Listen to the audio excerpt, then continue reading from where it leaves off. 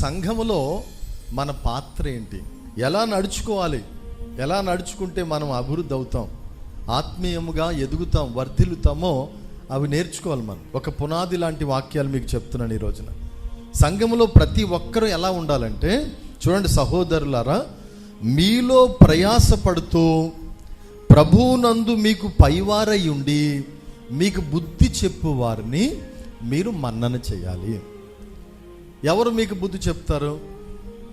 దేవుని సేవకులు.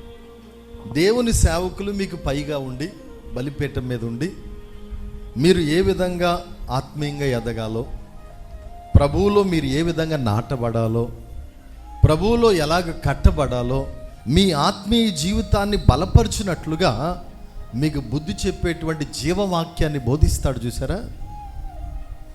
మిమ్మలను దేవుని ఎదుట పరిశుద్ధముగాను మహిమగల వ్యక్తిగా మార్చడానికి వాక్యములో ప్రసవ వేదన పడుతూ ఉంటాడు. చూసారా దైవజనుడు? ఆ దైవజనుడిని మీరు ఏం చేయాలని తెలుసా?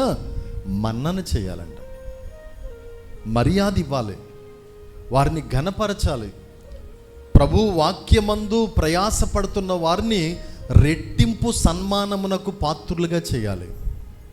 వారి మాటల మీద గౌరవం ఉంచాలి. పిల్లరా, ఇక్కడ దేవుని సేవకుల పట్ల అలాంటి గౌరవాన్ని, అలాంటి మర్యాదను మరి చూపితే ఆత్మీయముగా మీరు అభివృద్ధి అవుతారు. పరిశుద్ధాత్ముడు ఈ విషయంలో సంతోషిస్తాడు. ఆ దేవాది దేవుడు మిమ్మల్ని దీవిస్తాడు. ఈరోజు కొంతమంది ఉంటారు, పాస్టర్ గారిని తక్కువగా మాట్లాడుతూ ఉంటారు, దూషిస్తూ ఉంటారు. ఒక ఆయన ఉండేవాడు, మోషే పాస్టర్ గారిని ఒకరోజు కొట్టాడు కూడా, లెంపకాయ కొట్టాడు.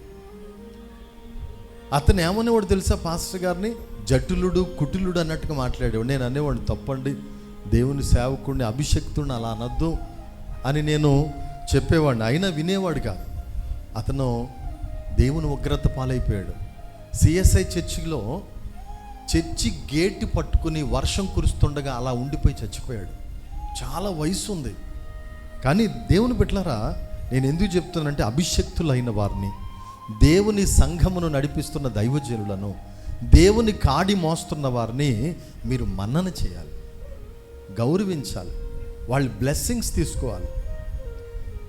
ఎట్టి పరిస్థితుల్లో అవిధేయతగా ఉండొద్దు. అవిధేయత కలిగించేవాడు దుష్టుడు వశంలో మనం ఉండొద్దు. విధేయత కలిగి ఉందాం. దైవజనుడిని సన్మానించిన వారు వర్ధిల్లుతారు అని ఇక్కడ చెప్తున్నాడు. రెండో మాట ఏముంది? వారి పనిని బట్టి వారిని ప్రేమతో మిక్కిలి ఘనముగా ఎంచవలనని వేడుకుంటున్నాను. వారి పనిని బట్టి వారిని మిక్కిలి ఘనముగా ఎంచండి. వారు ఏం చేస్తున్నారు? సంఘానికి మంచి వాక్యం చెప్తున్నారు, సంఘాన్ని బలపరుస్తున్నారు. ఎవరైతే ఇంకా లోకంలో ఉన్నారో, ఆత్మీయంగా బలహీనులుగా ఉన్నారో, వాళ్ళకి వాక్యం అనే పాలు పెడుతున్నారు, వాక్యం అనే మాంసం పెడుతున్నారు, ఈ బలమైన భోజనం పెడుతున్నారు, ఆత్మీయంగా సంఘాన్ని బలపరుస్తున్నారు. కాబట్టి వారి పనిని బట్టి వారిని ఏం చేయాలి? మిక్కిలి ఘనముగా ఎంచాలి. ఇక ఎవరైనా సువార్థికులు ఉన్నారు, వారు సువార్త చేసి ప్రయాసపడుతున్నారు కాబట్టి ఆ సువార్థికుల్ని గనపరచాలి. ఎవరైనా ప్రార్థన చేస్తున్నట్లయితే ఆ ప్రార్థనాపరులు, మా సంఘంలో వీళ్ళు మంచి ప్రార్థనాపరులు అండి, మా సంఘంలో వీళ్ళు బాగా పాటలు పాడతారండి, మా సంఘంలో వీళ్ళు ఫ్రంట్ లైన్లో ఉంటారో, ముందు వారియర్స్ వీళ్ళు, కాబట్టి వీరిని మేము సన్మానించాలి అని మీరు గుర్తించాలి. వారి పనిని బట్టి మిక్కిలి ఘనముగా వాళ్ళని ఎంచాలి అన్నాడు.